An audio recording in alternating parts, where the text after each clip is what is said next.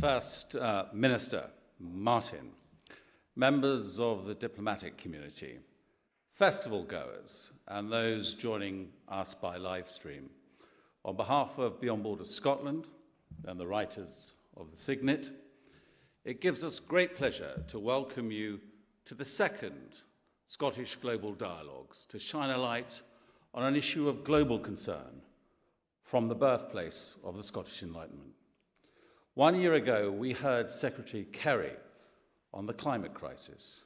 Who then could have foreseen what occurred on the 7th of October in Israel, with all the tragic consequences that ensued for the people of Israel, Palestine, and Gaza? Since then, we have witnessed the region descend into further violence, a slew of coups in Africa, and the deepening of conflict in Ukraine and Sudan, which together threaten the architecture of the rules-based order, not least in relation to humanitarian law. So we can think of no better person than Martin Griffiths to talk on the conflict crisis and what needs to be done to alleviate the unacceptable level of suffering of civilians caught up in conflict. It was to him the UN Secretary General turned to bring relief to Afghanistan, Syria, Sudan, and Tigray, and lead the negotiations with Turkey over the grain deal between Ukraine and Russia, which saved millions from starvation. I should perhaps declare an interest, for it was Martin who plucked me from my cloistered QC existence in Gray's Inn in 2005 to deposit me in a series of cave complexes, rebel compounds, and brutalized villages, to help him establish back channels, ceasefires, and lay the ground for peace talks in a number of interrelated conflicts, while single-handedly divesting me of 2/3 of my income. Martin not only founded the Centre for Humanitarian Dialogue, now the biggest non-state peace actor in the world, but also the European Institute of Peace. And he helped me to create Beyond Borders, to say nothing of Intermediate with Jonathan Powell. Together, we questioned why conflict parties went to Northern Ireland to learn the lessons of peace, but not Scotland, which had just undergone one of the most extraordinary non-violent constitutional journeys of any country in Europe. After all, it had a welter of elder states people who knew something about conflict, to say nothing of its educational institutions and cultural festivals created to bring a shattered world back together in 1947. The result was Beyond Borders, and I want to thank Martin for strengthening Scotland's role as a peace builder. It was he who provided the initial funding for the 1325 Women in Conflict Fellowship Programme, which has brought 400 women peace builders to Scotland from over 30 countries across 4 continents, now courtesy of the Scottish Government funding since 2017. Some are here today, and I hope you meet them. Thanks too to the Scottish Government, First Minister, for that support and helping to make this event what it is today, and to the Scottish Council of Global Affairs and the other festivals represented here, for this is truly a collective effort. Earlier today, we met with Martin and other practitioners to explore how to support his call for a return to humanity and an end to impunity, and we thank him for his insights. Martin taught me mediation is both an art and a science, and underlying most conflicts is exclusion. That is why process design, conflict analysis, and inclusive forms of peacemaking are important. But so too is empathy, wiliness, and the ability of the mediator to build trust across cultural, political, and also military divides. And Martin Griffiths has this in spades. He has consistently brooked the East-West and North-South divides, and in so doing inspired a generation of peacemakers, while bringing an end to violence in Kenya, Nepal, the Philippines, Indonesia, even Spain, to say nothing of the Near East. My only claim to fame is heralding him before he became head of OCHA in my book, Storm in the Desert, available in all good Scottish bookstores. I've spoken enough, and it's time for the First Minister to share his reflections on the conflict, crisis, and Martin's role in it. But before he does that, permit me with one last reflection. Last year, we talked about the unique communal existence that gave rise to the Scottish Enlightenment, and led a king's chemist to observe, here I stand and can, in a few minutes, take 50 men of genius by the hand. Today, we need that genius more than ever, including from women, if we are to divert the world from its present trajectory.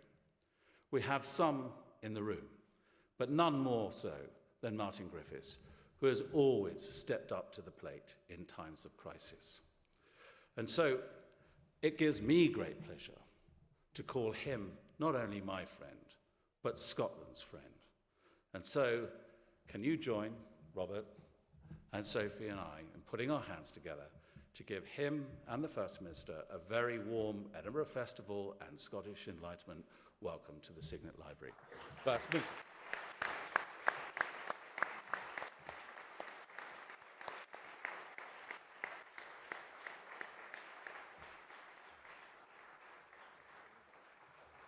The floor is yours.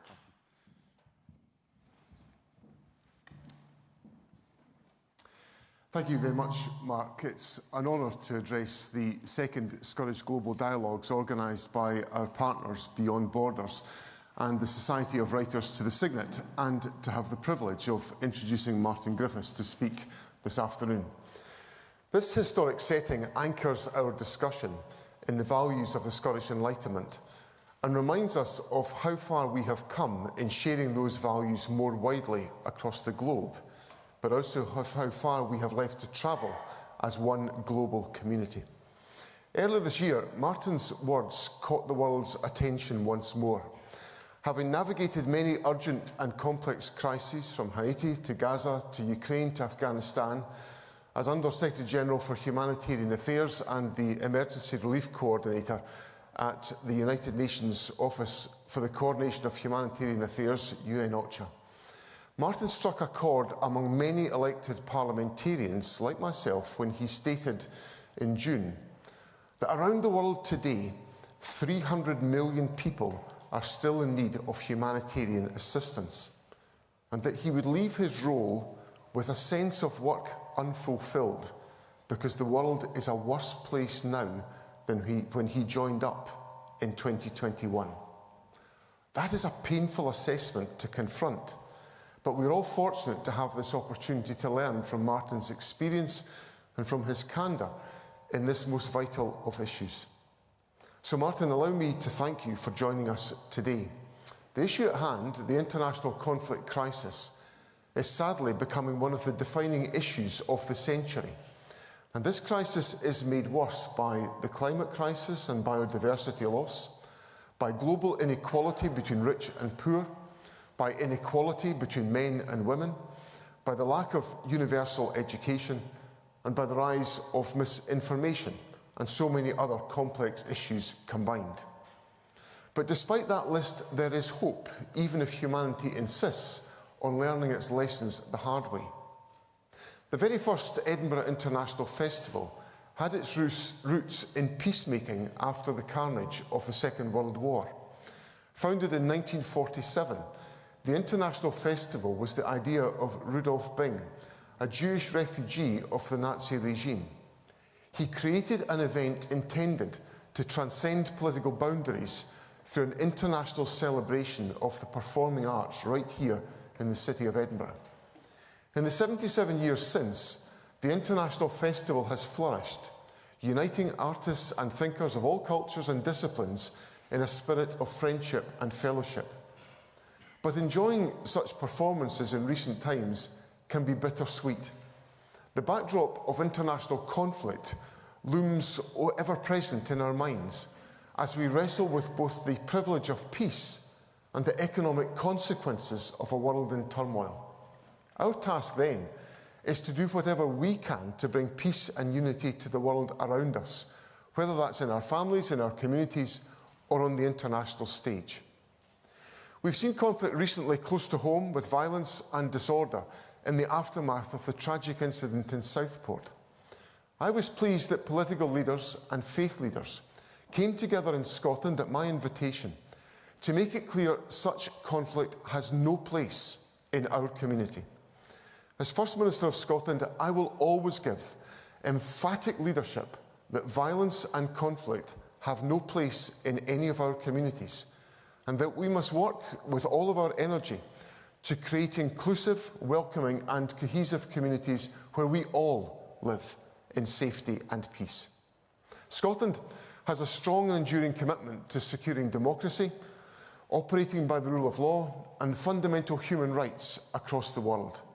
And in 2017, the Scottish Government established our Humanitarian Emergency Fund with a commitment to sustain a spend of £1 million each year, as advised by 8 of Scotland's leading humanitarian charities. Since then, we've spent at least this and often more when the needs have been acute, such as on Ukraine, where we've spent £5.3 million to assist, and on the crisis in Gaza, where we've spent £750,000 to provide immediate food, health and shelter. To date, our Humanitarian Emergency Fund has helped save and rebuild lives in 24 countries, both for high-profile crises and for those which receive less attention. Over the past year alone, this fund has supported Scottish-based humanitarian charities and our local partners to respond to flooding in Libya and Kenya, as well as to earthquakes in Afghanistan and the violent conflict in Sudan and South Sudan. This Monday marked World Humanitarian Day, so I want to pay tribute on this occasion to the commitment of those partners, as well as to all humanitarians globally. The number of aid workers killed in the line of duty is sadly reaching record highs. Joyce Masuha, Acting Director at UN OCHA, said in a statement on Monday that the normalisation of violence against aid workers and the lack of accountability are unacceptable, and I agree. As the world endures an unprecedented level of humanitarian disasters, UN OCHA and aid workers around the world continue to coordinate and deliver aid to those who need it most. OCHA's role in mobilising resources, in galvanising international cooperation, and ensuring that humanitarian aid reaches the most and difficult to access areas is needed now more than ever. Martin has been a remarkable leader in all of those efforts. Throughout his long and distinguished career, he's championed the cause of the world's most vulnerable populations and demonstrated unwavering commitment and compassion. His visionary leadership at UN OCHA strengthened global humanitarian response mechanisms and left a lasting impact on the field, improving countless lives. So Martin, I'm particularly eager to hear your thoughts on how we can make the international humanitarian system more effective at this particular time of simultaneous global crises and deeply entrenched conflicts. The rule of law, built by our forebears from the ashes of the Second World War, is under threat as never before. That Russia, a permanent member of the UN Security Council, feels emboldened to invade a peaceful neighbour and cause the most serious ground war in Europe since the horrors of the 1940s should be unthinkable. But it is Ukraine's reality, and it is our reality.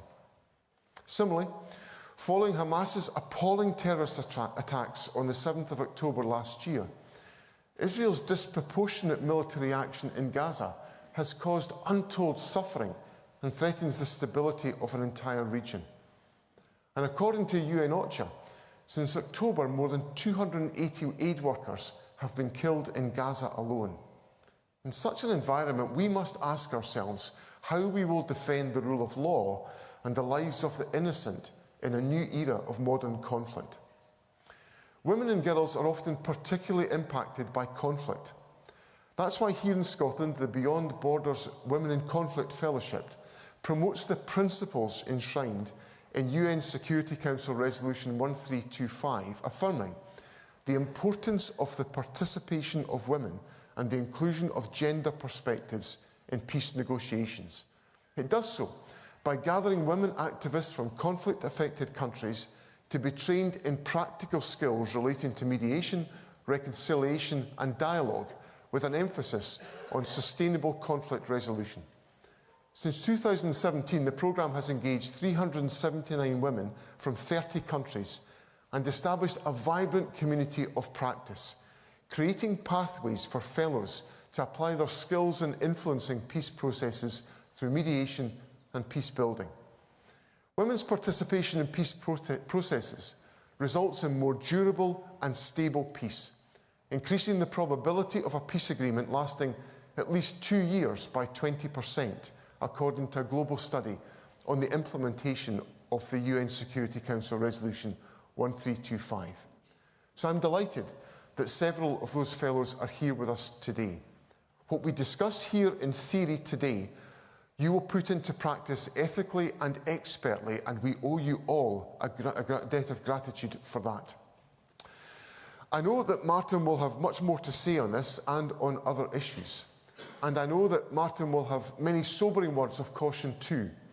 But I'm also sure that together we can find cause for hope and, far more importantly, inspiration for greater action from us all. Ladies and gentlemen, it's my enormous pleasure to invite Martin Griffiths to address us now. Thank you very much.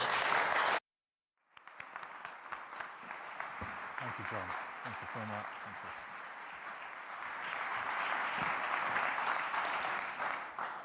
Let me try this first.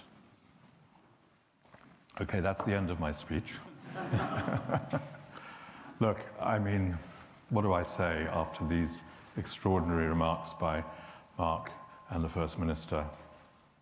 It wasn't me they were talking about. It was some other person called Martin Griffiths, but I'm very grateful to both of you.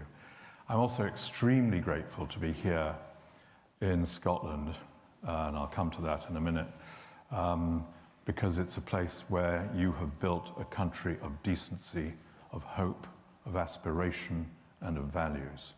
And that is a remarkable achievement. So look, thank you very much. Thank you for bringing me here and interrupting my well-earned holiday. Thank you, Mark. This is the first time, before I start, and I'll come to the speech in a second, this is the first occasion since leaving the UN at the end of June where I've had the opportunity to speak broadly about the perspectives of the world, not only about Gaza, not only about Sudan, not only about Ukraine. And it's a great privilege to me to have this opportunity to do so, to set out for a distinguished audience the various things that I hold dear, and I know that many people in this room hold dear. I'm looking at Stefan de Mistura at the end there, who has lived this life so long and so carefully. So, I want to thank you, Mark Muller-Stewart, and the First Minister for your warm introductions, and to Beyond Borders, and the WS Society for giving me the opportunity to speak to you today. Thank you very much. Thank you all. It is a real pleasure to be here in this extraordinary library and in the location of the Signet Library more globally, more generally.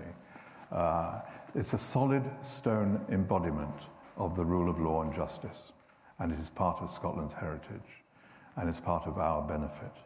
It's an honour to be in Scotland, an ancient country whose intellectual and scientific luminaries have had such an enormous influence on the modern world and will still do.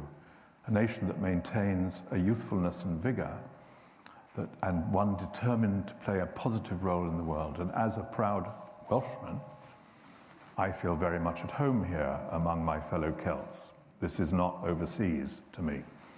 So thank you.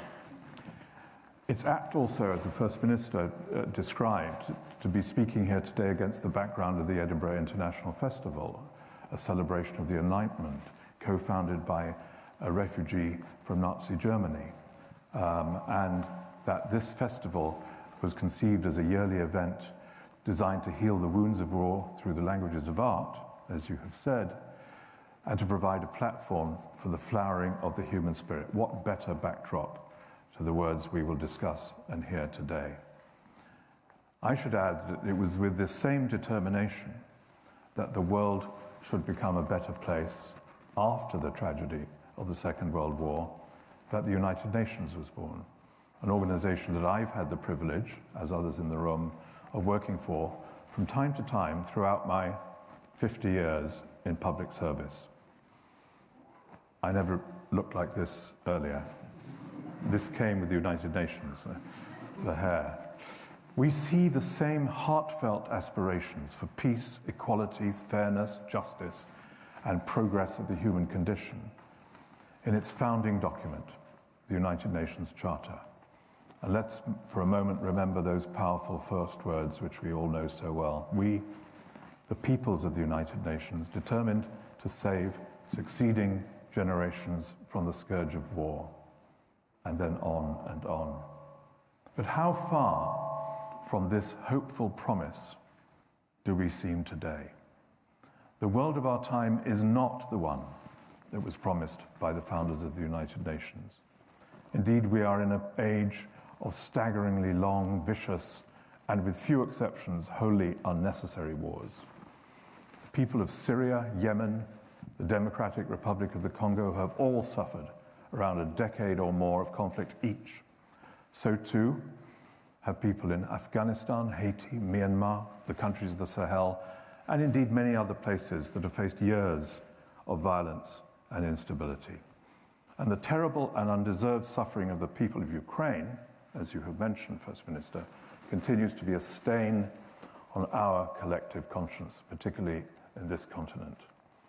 And lest we forget, these people who are suffering these ills and this oppression and this violence are like you and me. Like us, they dream of raising a family, watching their children grow, building a home and a secure future for their family and community. But these dreams that are so familiar to all of us are cut short by the actions of a few so-called leaders, generals, and warmongers who condemn their people to suffer with near complete impunity. Indeed, it feels as though not since the founding of the UN have we lived in such a time, as the First Minister said, where men have felt so free, always men, to destroy the lives of ordinary people, overwhelmingly their own people, in the service of their ideologies, their ambitions for power and resources. And the fallacy in the conceit that there are laws of war has been plainly exposed in civilians being bombed, killed, injured, displaced in greater and greater numbers, and violated on a daily basis. Of course, we need look no further than Gaza, and we have all spent these many months focused on Gaza, focused on the plight of its people. In Israel's response to Hamas's brutal attacks on October the 7th, Gaza has been turned into a hell on earth. We have all seen this. Schools razed to the ground, whole families eviscerated, hospitals bombed out, and people trampled to death in their struggle to get desperately needed aid. And this is happening now, in this century, despite these fine promises 70 years ago. I won't repeat the appalling statistics of death and suffering that fill our screens every day. Instead, I want to present a simple truth, that we have these many months seen in Gaza and Palestine, and perhaps now in the region, but we have seen an historically brutal and systematic slaughter of the Palestinian people, and one that has brought us to the brink of a regional war, which would be devastating, and we must hope that the negotiations to avoid it are successful.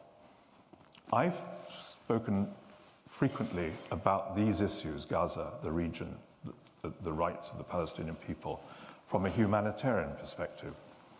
There is no need to repeat these statements.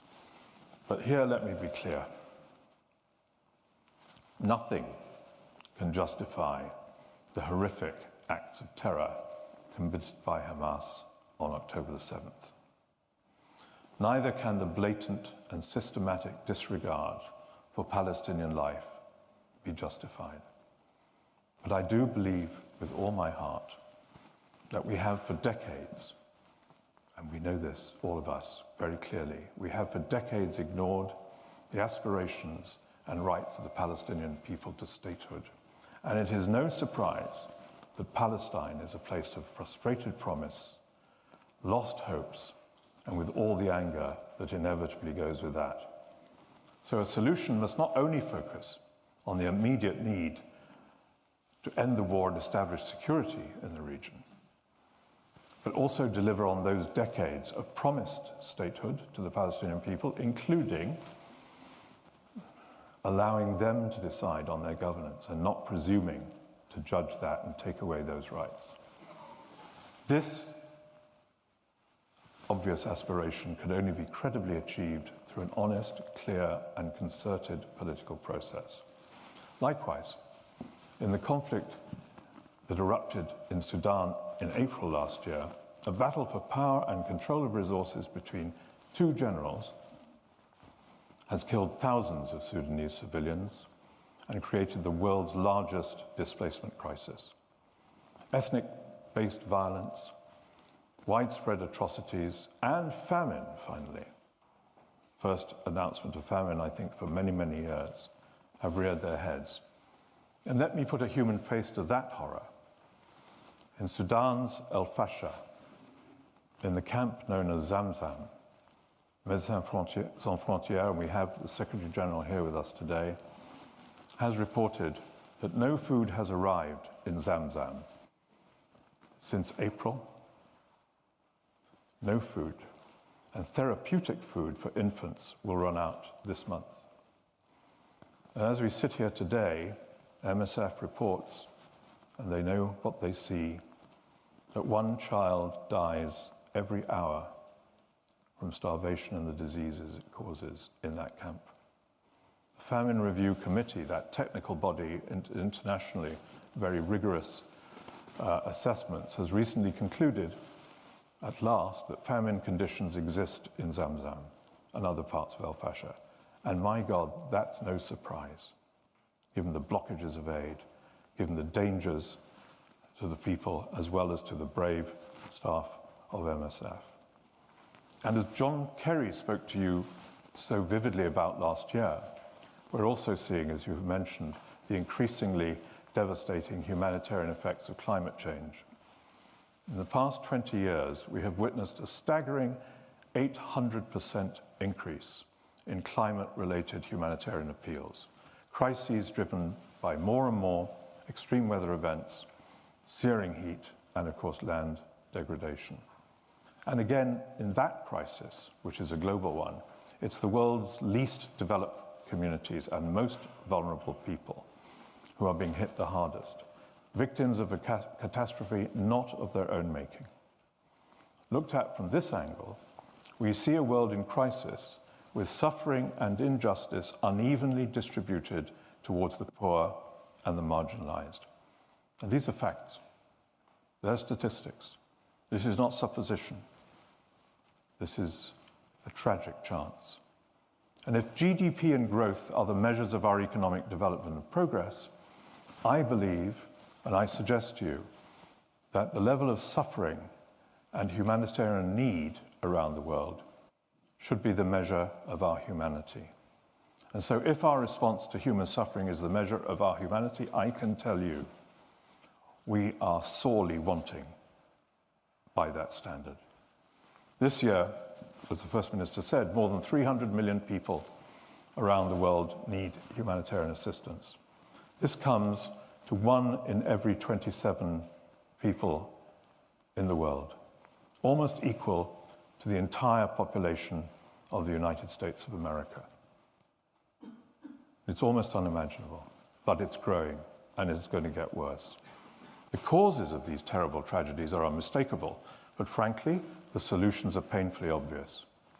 Ultimately, there are parties with real influence who must act to bring the horrifying violence to an end, and the warring parties in these crises must end immediately their blocking of humanitarian aid to communities who need it. Simple, but we know observed in the breach.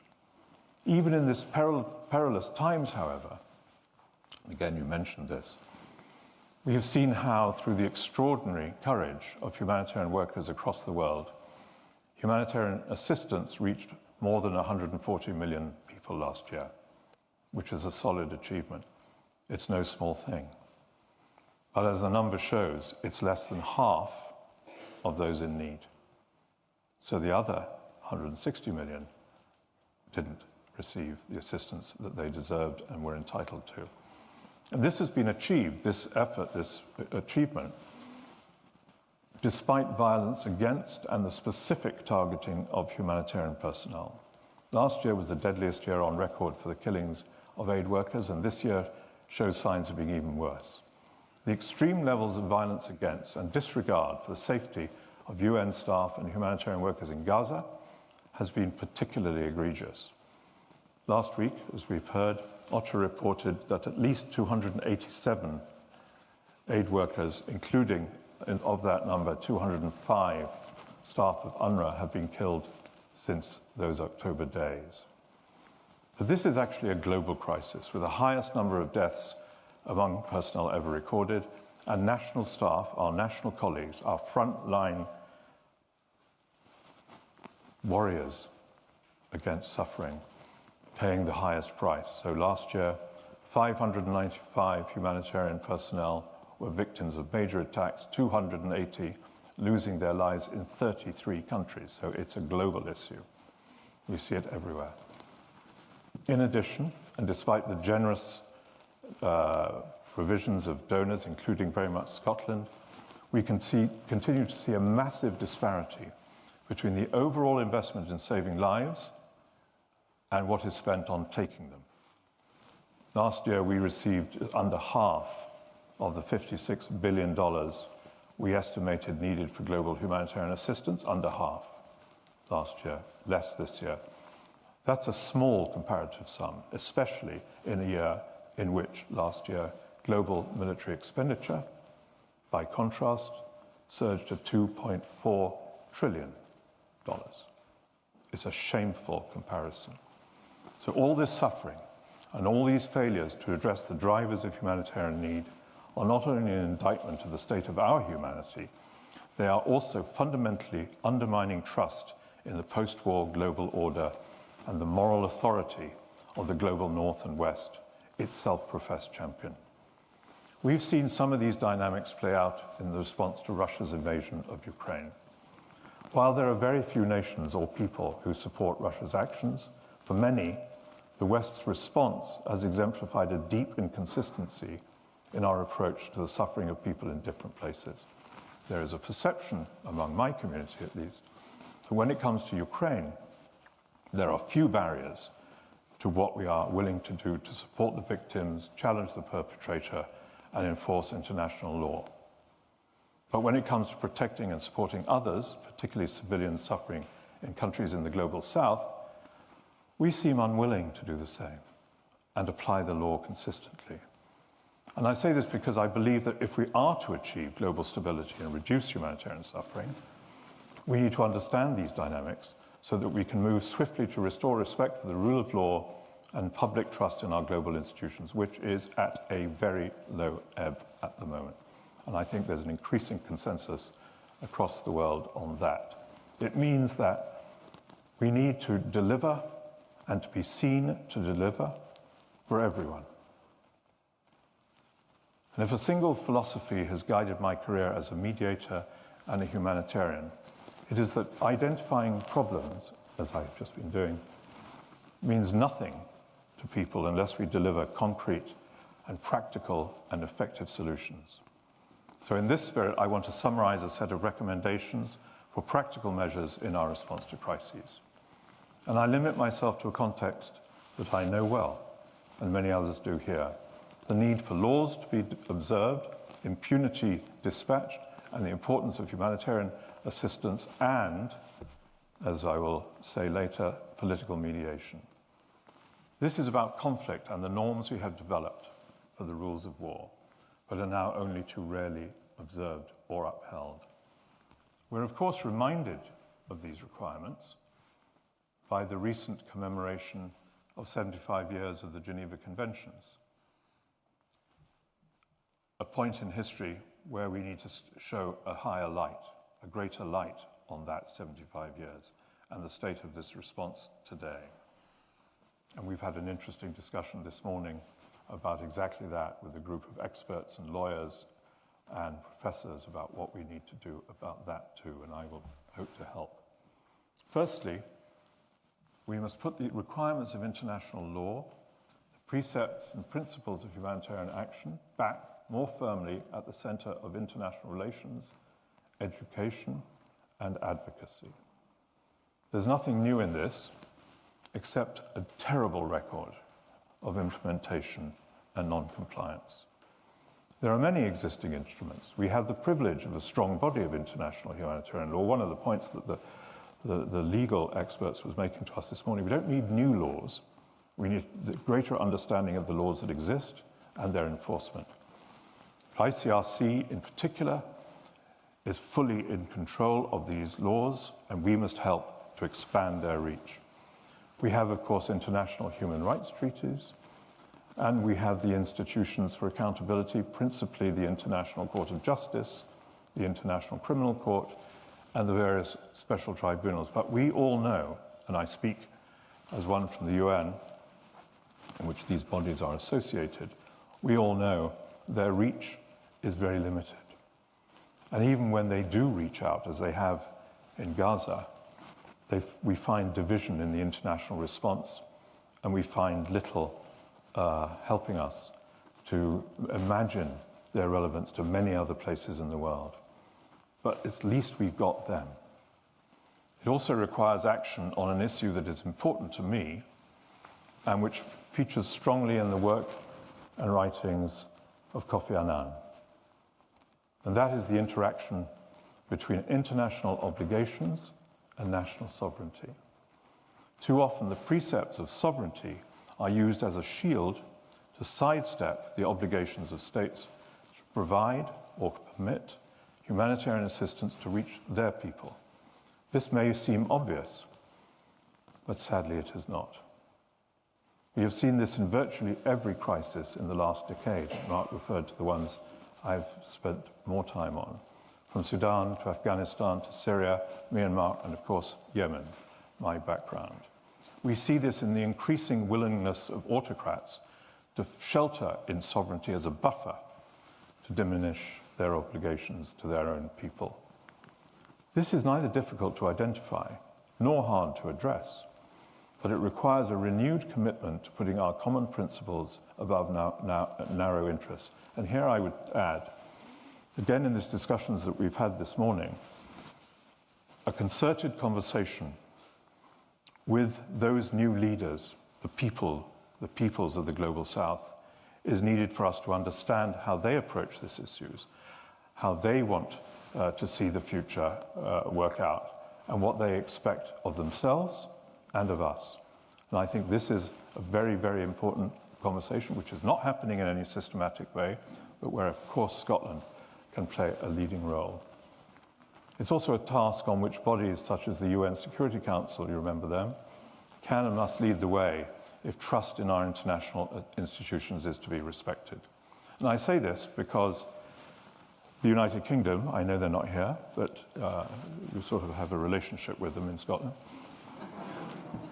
The United Kingdom, my country, has a particular responsibility as a permanent member, of course, of the Security Council, one of the 5 members elected or selected for that privilege at the beginning of the foundation of the UN. This privilege comes with rights. I have been in the Security Council weekly for the last many years, and I have seen their privilege.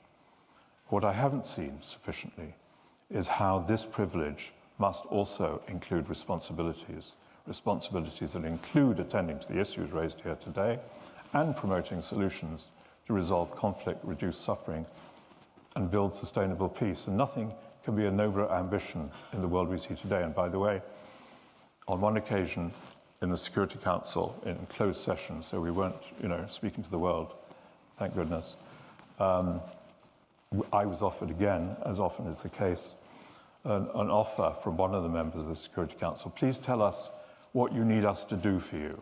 I'm, of course, the humanitarian in the room. Security Council is peace and security. I said, why did you do your job? don't worry about me, I'm trying to do mine. Why don't you do your job, which is stopping conflicts and ensuring accountability? I was not very popular that day. Secondly, we cannot allow impunity to outweigh accountability. We know this, but we don't know how to do it. We don't know how to get there. Our common laws, rules, and norms count for little if they're not enforced, and seen to be enforced when they're breached. An equal application of international law is the very bedrock of that global rules-based order that binds us together. Unless we tackle the impunity of leaders and warlords and criminals, we give a free pass to those bent on destroying people's lives and livelihoods in their hunger for power and control of resources. And you know very well of whom I'm speaking. Let me refer to two examples on an issue I have already referred to above, namely the targeting and killing of humanitarian personnel. I have attended, as many did, services for the fallen of UNRWA at UN headquarters in New York earlier this year, sitting across, indeed, from the families of those heroes whose only crime was to serve their people. None of these people, or those families, have seen any accountability, not just in Gaza, across the world, for the killing of their loved ones. There is no accountability. There are no legal processes to bring such accountability. You can kill a humanitarian worker and walk free, because the figures tell you so. And while this impunity continues, we obviously will see more humanitarian workers killed. That will obviously implode our humanitarian programs. Just this week, we have mourned again the anniversary, as you were saying, First Minister, on Monday, on World Humanitarian Day, of the killings in Baghdad in 2003 of colleagues and friends. This is personal for me. Stefan knows this. I lost, of course, Sergio Vera de Mello, who was my closest friend, godfather to my daughter, and I suddenly realized that I now know the personal grief I feel is shared by all those whose partners and families have experienced similar traumas. For me, it was an eye-opening and horrific experience. And even now, as is the case for all those, barely a day goes past without me asking, what would Sergio have done at this point? Where is he? Why can't he come back? So it is personal, and it's personal for all of us, as it should be. Despite 10 Security Council resolutions and global public outcry, access to justice and accountability for humanitarian workers who are attacked or killed remains, at best, exceptional. It's a shocking thing. Can you imagine in this country if people who killed other people were not subject to an investigation, an indictment, and if guilty, an appropriate punishment? Well, that's the case for humanitarian personnel across the world. They don't get any of those. Thirdly, the principle of accountability also needs to apply to our own interactions with the communities and countries we claim to support. When I joined OCHA 3 years ago, it was immediately apparent to me that we didn't listen. We didn't listen enough to the people suffering in humanitarian crises. The truth is, and we all know it from our lives, these people know far more than us about what it is they need, much more than we do. We need to provide a response to what they need. And that's not an easy conversation, I realize that, but it's a necessary one. Listening is not easy, but it's a world, especially in a world, the humanitarian world, used to urgency. So I was among those to push for a different approach, one which marries respect for those who know best and the essential values of agency and rights that they are entitled to. This will be a generational change to the humanitarian enterprise, and it will not be easy. But the time has clearly come in this difficult, powerless, angry world to put those people first. And resources and power that all those have here and elsewhere should support this latest challenge to the community I admire so deeply. You know, but this is not just about frontline agencies. As important is the parallel requirement on our leaders when making decisions and adopting strategies to save and protect people in countries other than their own. We must use this as a measure by which to judge the success of our leaders, what they do for others, not for their own. Fourthly, we must insist on the absolute priority for efforts to prevent and resolve conflicts and not just to mitigate their consequences. I've spent as much time as a mediator as I have as a humanitarian. I know the difference between these two professions. And let me be clear, today, while humanitarian action is everywhere, the same is not true, cannot be said of political diplomacy and mediation. It's an extraordinary decline in that endeavor, which is so, so important. Do not expect humanitarians to be the ones to try to bring peace. That's a partnership between really principled, effective, experienced mediators, not ones with interests, and of course, political leaders who will help them to leverage with the parties for those solutions. So wherever we go around the world, and I've been doing this, of course, as many others have these past many years, we see humanitarian personnel everywhere. Thank God for that. Despite the funding problems, despite the violence and the threats, they are everywhere. They're out there in their front lines, huge courage. But you look around, as they do, you say, who's bringing peace here? Who's going to help? Who's an international representative to provide a source of reassurance for the future and a kind of hope, which is often the first victim of war?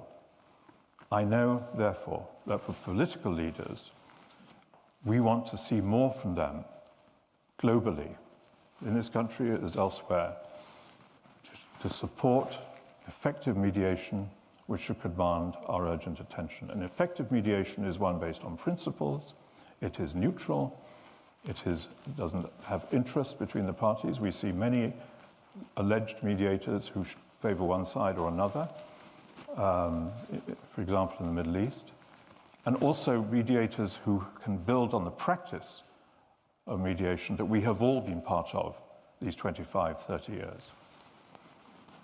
Now, we also have extraordinary evidence, however, of the value of humanitarian agreements between enemies for the greater good.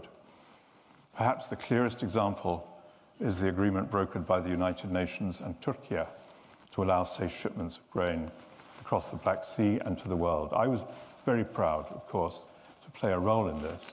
And I can tell you now from that mediation experience that both Ukraine and Russia and their negotiators told me during that mediation they could only do this, sign effectively an agreement with their enemies, because of the cover, if you like, of the humanitarian objective, the need to do good. The conscience remains there.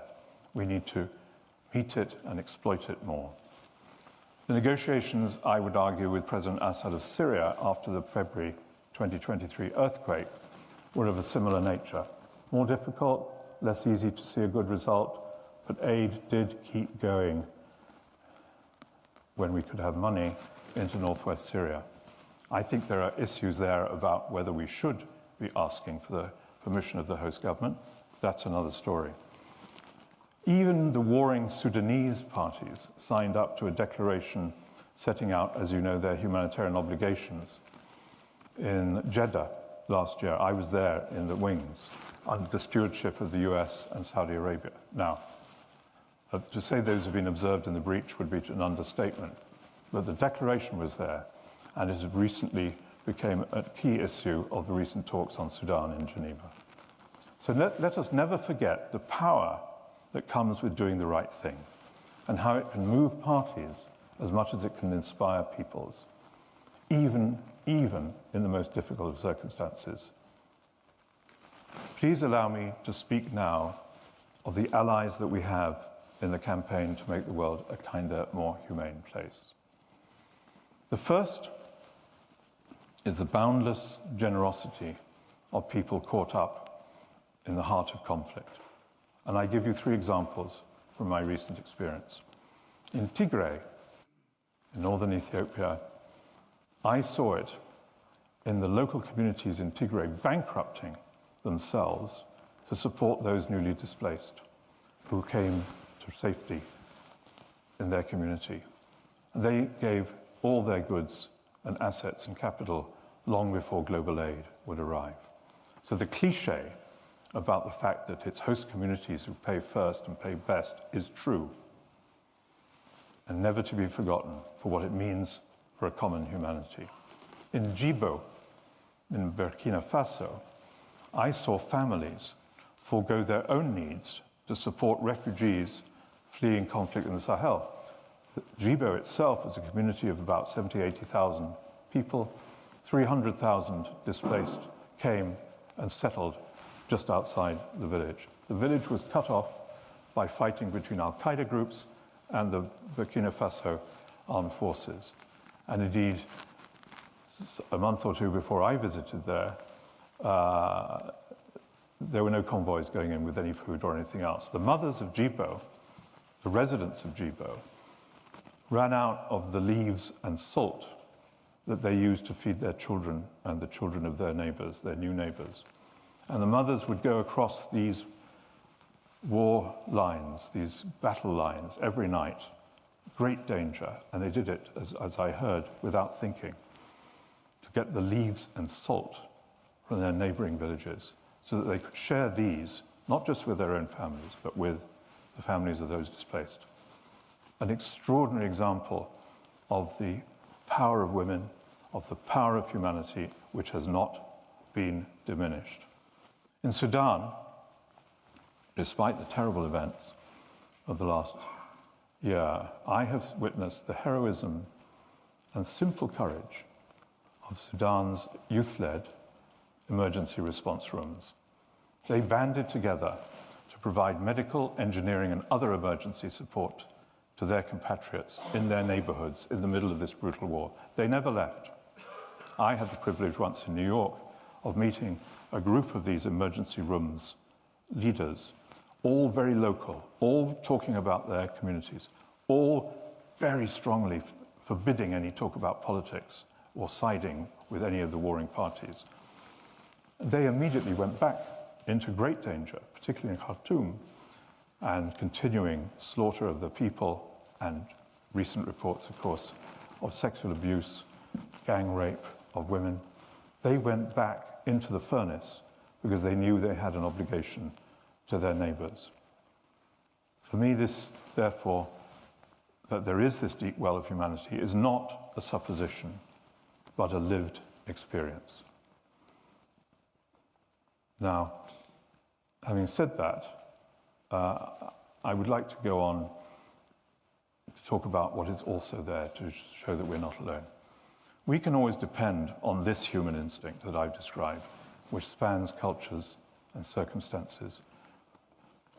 It's important that we be clear about the continued courage of peoples to overthrow their oppressors and to insist on solidarity and respect instead of cruelty and dismissal. I'm thinking here of the extraordinary courage of people like the Bangladesh student movement, which overthrew an oppressive government despite great danger to themselves, and who are now, and I'm saying this very carefully, in very difficult circumstances, not ideal, trying to forge a better future for their country.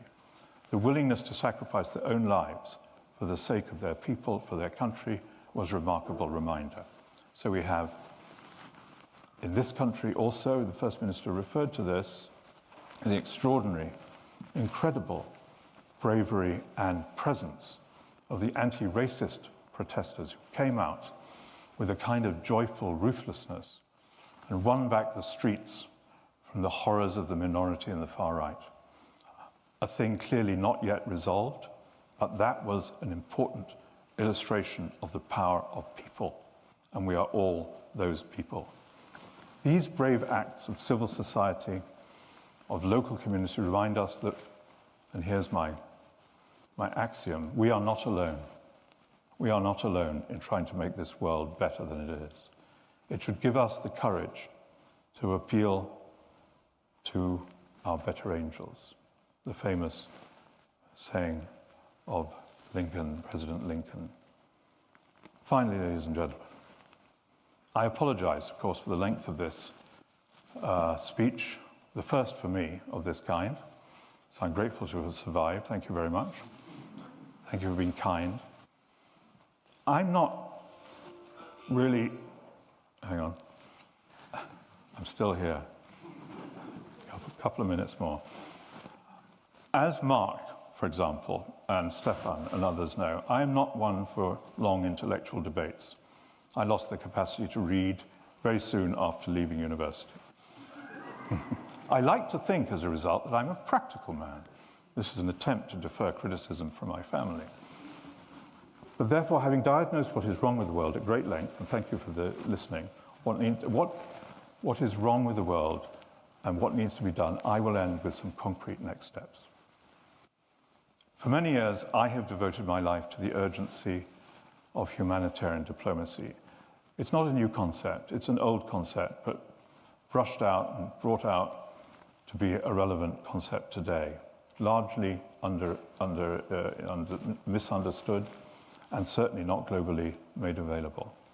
It is this, the elements and potential of humanitarian diplomacy, whether in cases like Ukraine in the great agreement over grain, whether it is in the extraordinary efforts where there are mediators to gain humanitarian access, whether there is more to be done by mediators to focus on agreements that have a humanitarian consequence, have a humanitarian story to encourage the parties.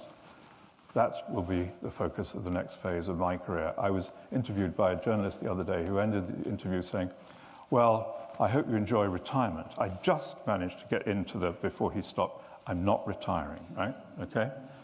Still just doing it from another place. Humanitarian diplomacy, in brief, if I may, is the art of mobilizing political support for positive humanitarian outcomes. Effective humanitarian diplomacy requires humanitarian negotiations between warring parties. For example, secure humanitarian access, big key issue for Sudan and elsewhere, help find solutions to respond to humanitarian needs, or to address global humanitarian issues. So it is very, very relevant across the landscape of humanitarian diplomacy with what I hope we will all be doing as we leave this room. I have defined humanitarian diplomacy sort of rather casually to combine three elements. First, humanitarian negotiations to enable humanitarian operations. And that is principally about access. It may be also about funding. Secondly, mediation for a humanitarian purpose in order to end war or to end battles and thus to reduce the suffering of peoples. We need to be careful about the encroachment of this on pure political mediation. But let's start with seeing that we both have things to do. And thirdly, the respect of humanitarian principles and the promotion of humanitarian values, including for accountability and adherence to the laws of war.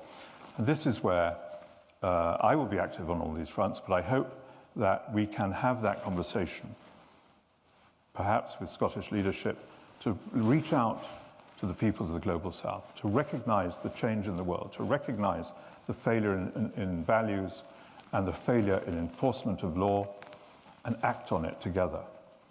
Because there is a huge consensus, certainly in my community and I think in many others, political and other communities, development and so forth, that we are in a savage inflection point where the world is about to get worse. We cannot let this happen. So I will be setting up an organization in Geneva which will focus on this, and many people in this room, I hope, will come and do all the work. The core of the initiative will be to define and then promote, through advice, advocacy, and training, bringing the experience of practical mediation to the new generation of the next practitioners, including particularly from the Global South. Let's give all those people a global understanding of humanitarianism, of humanity and its practice. This will include bespoke advice to governments. It will also include the training of political leaders and practitioners on the art of humanitarian diplomacy. And we have some specific ideas as to how that might be achieved. So what we're trying to do overall with the more active leadership politically and from the humanitarian community is to assure that succeeding generations understand the necessity of humanitarian diplomacy, its available magic, and how to successfully deploy it. Ladies and gentlemen, almost there. You've been patient, I'm grateful. We have a great project ahead of us. I wish you well. A project as important, if not more important, certainly in my view, and perhaps you've seen that in these words, than anything else in this world. A project of hope and not despair. We are not alone. The least we owe to the peoples who fear we have abandoned them. We can do this. We can make that distinction between humanitarian funding and the 2.4 trillion going to war. We can narrow that gap. We can make mediation practice and magic more available to the new leadership across the world. We can get training in this. We can understand these elements. We can look at the benefits that a humanitarian purpose between enemies can produce those results, like in Ukraine and elsewhere. You here in Scotland have a major role to play in all these issues, as we've been discussing this morning. All the issues I've raised today. You have a special reputation for an independent view on international affairs based on a strong tradition of liberal and progressive values. And I admire you outrageously for that. It's a remarkable achievement and it's a consistent record. We see this in your statements and in your expenditures and in your bedrock attention to the welfare and aspirations of your people, who you do listen to. I can imagine many, many ways how with Scottish leadership we can lead the shift to humanity as the prime value. And it is an issue of values. It is one that can bring us together. I look forward very much to working with you. And I thank you all very much.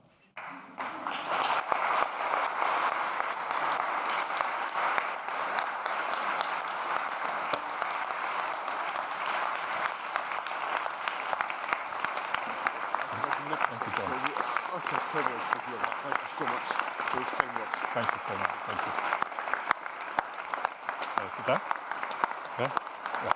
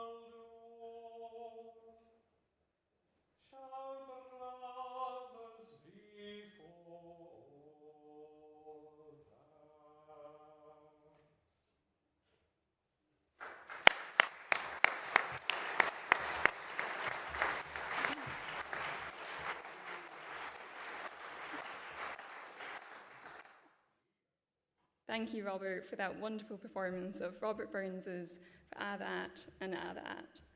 This timeless poem celebrates the inherent worth and dignity of all human beings. Its appeal for equality has inspired advocates for human rights around the world for over 2 centuries. As we've been reminded today, true nobility lies in our character and actions, not in our wealth or circumstances. I am sure we are all inspired by Martin's dedication to advocating for peace, justice, and well-being of all people. Robert Perry, Chief Executive of the WS Society, will now give the vote of thanks.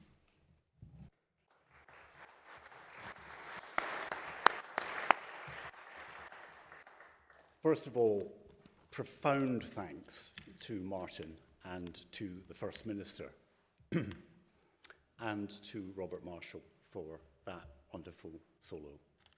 Thank you to the Scottish Government for their continuing support of this lecture series, to the Scottish Council of Global Affairs, to the Edinburgh Festivals, with special thanks to the Fringe Street Management team. Thank you also to Police Scotland. And thank you all out there in the audience and the organisations that you represent for being here today. It has been a great pleasure to work again with Beyond Borders Scotland, and I thank Mark and his team. And thank you to all my colleagues here and Sophie's colleagues here at the WS Society for all their work. I want to pay particular tribute to our speaker today, Martin. His words called eloquently for urgency and purpose in collective efforts to address humanitarian crises and works towards sustainable peace. As many of you know, the WS Society is a Scottish charity and a body of lawyers. Not a combination that you might think is often to be found. But as a lawyer himself, Martin exemplifies the values of the WS Society and its commitment to law and lawyers as central pillars in the international community. In all its endeavours, the WS Society encourages lawyers to engage in the humanities, in science, and in all the diverse ways in which a legal education can serve broader society, both locally and globally.